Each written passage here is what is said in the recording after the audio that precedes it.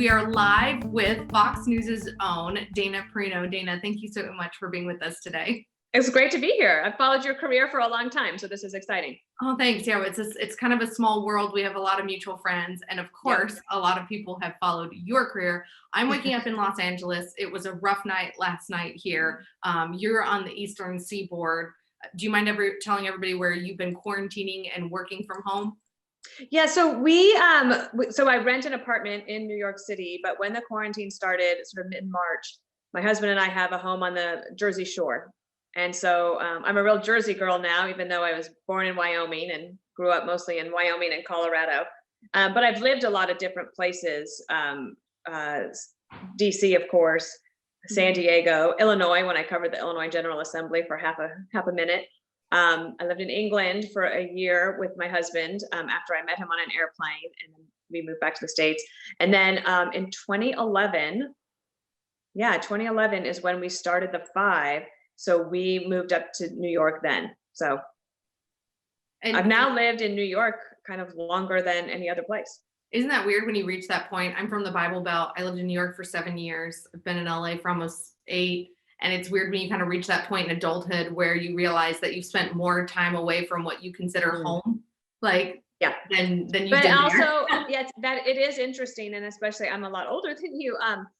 And I still feel like when, for example, during the coronavirus pandemic, when we've seen what's been happening to the meat packers, or now the Justice Department has opened an investigation into the meat packers' treatment of the suppliers, the cattle ranchers. Like for me, it takes me right back to where I grew up. So those strong ties of where you are from, home. Means a lot of different things. You know, that my husband, he's not here. I don't know why I'm pointing. He's usually sitting right there at the breakfast bar where he does his work. I think this is his 39th address in his life. Wow. His dad was in the Royal Air Force, and so they moved around a lot. And then as a businessman, he moved around a lot too. And he and I together have been in a lot of different places, but I have loved that too, because it enriches your experience of your life and the people that you meet along the way and that you consider friends, and all of it adds up to what you can do as you're trying to analyze the news or break news. You can get those different perspectives. Yeah, I think that that's something that's similar with the Fox News audience and a lot of the Washington Examiner audience, is that they feel as if the news is made and revealed by people that might have biases because they're from the Beltway or they're from these liberal meccas that don't necessarily represent them. Do you think that local news is very important? I love local news. I love local news. I grew up as a news junkie. When I was in 3rd grade, my dad started this tradition with me where I had to read the Rocky Mountain News and the Denver Post before he got home from work.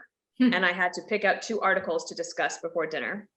And then because we lived in the Mountain Time Zone, I think that we could see all 3 evening broadcasts. Wow. And we watched it all. And then on Sundays, I'd be kind of nervous to go outside and play in the evening because I was so afraid that I would miss 60 Minutes. And I used to get in arguments with my sister about going to the early service on Sundays instead of the late, because if we did early service and Sunday school, I got home in time to see, Meet the Press or This Week with, at that time it was David Brinkley. So I have always loved local news. Whenever I travel, I love to watch local news and get a flavor for it.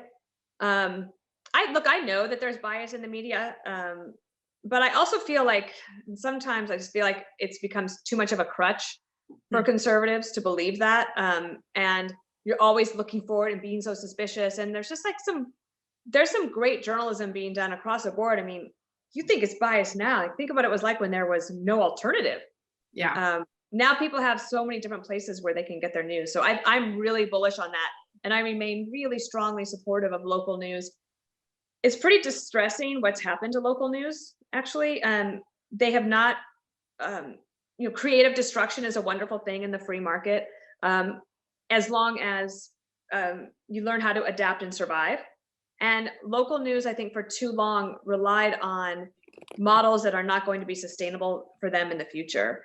And it's a real unfortunate thing. And now you have some of these big organizations, I think Apple News, I know Facebook, I know Google News, like they're all basically doing like grants for local news. And that really wasn't what it was like before. And there's really interesting studies. I think the Pew organization did a study that said, if you are in a city or a small town that does not have a local paper, your town is more likely to be polarized.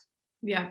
So a local paper does things. And plus, like people love, like I don't even know anybody that plays high school football here on the Jersey Shore, but I love to get the local paper and I look through it, and it's just, it makes you feel like home. Connected.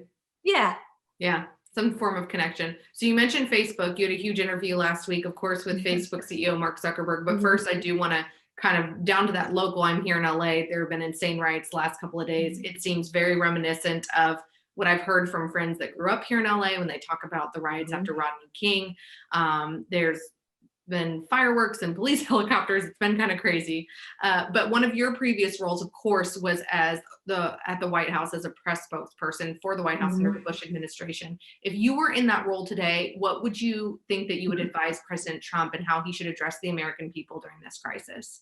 Well, you know, ever since I was the press secretary, I have been supportive of all press secretaries and reluctant to comment on what they should do or what their job should be or how they're doing things, because unless you are there and you have access to all the information, I feel very humble when it comes to advising, because you don't know, like when you're on the outside, just whatever. And also I worked for President George W. Bush, and look, I would have mopped the floors for 8 years if they'd asked me to, because I loved being there. I loved being a part of it.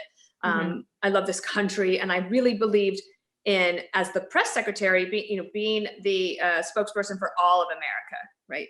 And I think that what's happening right now is so interesting, because if you think about some of the crises, obviously, that I would have been a part of, 9/11, Hurricane Katrina, the financial crisis, those are the three that really come to mind. That happened over the course of 8 years. Look at one of the things that's happening right now. You have a global pandemic, 40 million Americans out of work, riots based on something that we can't get a do-over and arrest that officer on the Monday instead of the Thursday. You can't get a do-over. And look what's happened within that amount of time, in a week. Even in Denver, there have been a lot of problems. And I just saw there's a possibility of a hurricane in the Gulf this weekend. So I am humble enough and believe that the White House has plenty on its plate. I do think that there is something to be said of, like, every president is dealt a hand, and you can't shoot, like, you're dealt the hand. You can't choose the cards, but you can choose how you play those cards. And so, sometimes commanders in chief, they just end up with every problem of the world on their desk. And I think one of the things I would do, I think, right now is something I always thought was important for a team, but also from a communication standpoint, which is, what is the goal? Okay, and let's just take it one by one. Let's say it's on the 40 million unemployed. So the goal is to get back to full employment, as we saw just 72 days ago. And if that's the goal, then what am I doing as a communicator that is helping the team reach that goal? If it is to quell the violence, like, okay, here's the thing, like, what are the things within the president's power, within the federal government's power to help? And then you map that out. And I think that's one of the things, like, always be very mission focused. Like, what is the goal? And then work backwards. The politics is always going to be there. Yeah. The election, part of the job. It's going to happen on November 3rd. That is just, again, you were dealt these cards. How do you play them? And I think that in some ways it's kind of hard. This is going to sound weird. As a communicator, where you're supposed to be the spokesperson, sometimes the most important thing you can do, and even this includes the commander in chief, is to listen. And listening and hearing and having a sense. President Trump has incredible instincts. And he is the commander in chief, and following his gut, I think, would benefit them. So you mentioned social media, especially in the grants that they're giving to local news. And of course, social media now, especially for my millennial generation, those after me, is such a major player in how so many people, younger people especially, get news and information these days. And last week you spoke with Facebook CEO Mark Zuckerberg about the transparency and some of the stifling of conservative voices and stuff that he and other tech companies are dealing with right now. What did you think of his responses to your questions? They were really good questions that you asked him in that interview. Thanks. What was interesting is, so that interview was scheduled for about 5 or 6 days before it happened. So at that time, Facebook had just announced that at least 50% of its employees would probably not be coming back to an office. And so it was that was a really interesting thing, like working from home. How will it work? Innovation, collaboration, and all the stuff that I eventually got to in the interview. But the day before the interview, it just so happened that Twitter chose that day to do its first ever fact check of the president. Now, I had interviewed Mark Zuckerberg about 7 months ago, last fall, in which Facebook laid out a different policy than Twitter's when it comes to political speech. So Twitter, for example, right, they said that they're not going to not do any political ads. Well, that's fine, but nobody's really doing political ads on Twitter anyway. So that was kind of like a free thing. Now, these companies, I think within there's probably half the country that wants them to do more, half of them that want to do less. There are many people on the right who believe that the game is rigged and that the refs are working against them. Like the refs are in the other team's pocket. But one of the things I really want to stress to people is, just so you understand, when Facebook or Twitter or Google, whoever, is taking hits from the right for political bias or concerns about that, they are getting hit from the left just as hard. So, like, for example, Elizabeth Warren cannot stand Facebook. And it's funny because they all utilize the social media in order to help with their campaigns. Like they had tried, she tried to use that with her for her presidential run. Obviously, that wasn't very successful. But when Mark Zuckerberg confronted with this question of, Twitter's decided to fact check the president. You've had this policy of not commenting on political speech. You say that you're for free speech, and he held the line and said, no. He's like, we should not be, as platforms, the arbiter of truth. Now, if you see some of the news coverage following that, like even internally with their employees, that was not, for Facebook, that was not a popular position. And but they're also free to speak their mind, and apparently they did a lot this weekend. Speaking of somebody who spoke her mind, you mentioned Senator Elizabeth Warren, of course, former Democratic presidential candidate, and I don't know, allegedly on the short list for VP, but we can talk about that. I don't think so. I think she says so, but I don't think so. I actually think that everybody keeps that dream alive because it keeps her quiet. Oh, well, it didn't keep her quiet about your interview with Mark Zuckerberg, because she said that she was annoyed that he would even appear on, quote, such a hate-for-profit machine that gives a megaphone to racists and conspiracy theorists. Do you have a response for Senator Warren? Well, look, she's been on the daily briefing with me and Senator Cory Gardner, and she's welcome back anytime. So we can all use some good news, and you're helping bring that good news to Americans. So thank you for that. You're working on an initiative over at Fox News called America Together that's highlighting good stories. Can you tell the audience about that? Well, gosh, I mean, even when I was in journalism school and I was at graduate school and I started working for the CBS affiliate. And that was when I first realized that the bias was real, and it was eye-opening and shocking. And I meandered a little bit around, like, what do I want to do with my life? And I had this idea that I would love to do a show that highlighted the great news about America and Americans and all the happy news. And the truth is that news does not rate. It doesn't sell. But there's so much of it. There's so much of it. Again, and you can find it in local news kind of more. Well, when the pandemic started and you started to see people do just amazing things out of the goodness of their heart. These young people in New York City, one of the first ones I talked about was they all of a sudden, now they're home from college. And like, what are we going to do?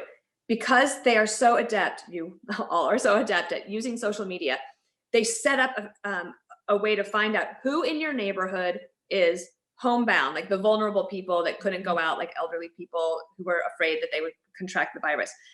What do they need at the store? What are their prescriptions? And then they fanned out and figured out a way to grow. So it started with like 100 people. It grew to like 4,000 people in 8 days. Wow. Wow. And so that was amazing.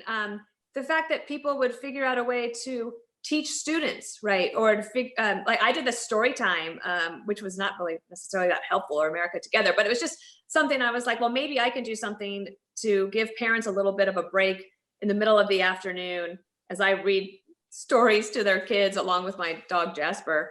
And it was really amazing to watch how Fox easily could have put together an hour-long fantastic show of all sorts of different volunteerism all across the country. There was one that was very, very dear to me. There was these nurses who were taking care of an elderly man. He was dying. And the family was outside the windows, and they couldn't go in and hold his hand and be a part of him. So the nurses were at the window holding their hand and passing messages back and forth to them. And when he passed, the nurses were able to let that family know that he had passed peacefully and that he was not alone and he was together. And I swear, I could cry 100 times a day about kindness. I can be really stoic and tough about the very difficult things that we have to talk about sometimes. But when it comes to people being kind, I cry every time. So did President Bush. He and I, we just lose it when people were nice. And that's, I don't know, I guess that's kind of a good quality. I think that we need more nice people in the world. My motto for our girls every single day is to be strong, sweet, and smart. I think that Perfect. as a professional in media, I appreciate those traits that you have, and I appreciate you bringing America Good News. Dana, it was great to talk to you today. And that went so fast. Congratulations on this show. I'd love to come back when you'd like me. Absolutely. There's lots to talk about. Indeed. Everyone, thanks so much to the wonderful and beautiful Dana Perino, who of course is on the Eastern Seaboard like a lot of you right now. I hope that everyone is staying safe in the midst of all of these riots and COVID. Remember, I'm going to sign off using my Lady Brain sign off today to remember to stay happy and stay smart out there. I'm Elisha Krauss with the Washington Examiner, and this is a live edition of Elisha Explains.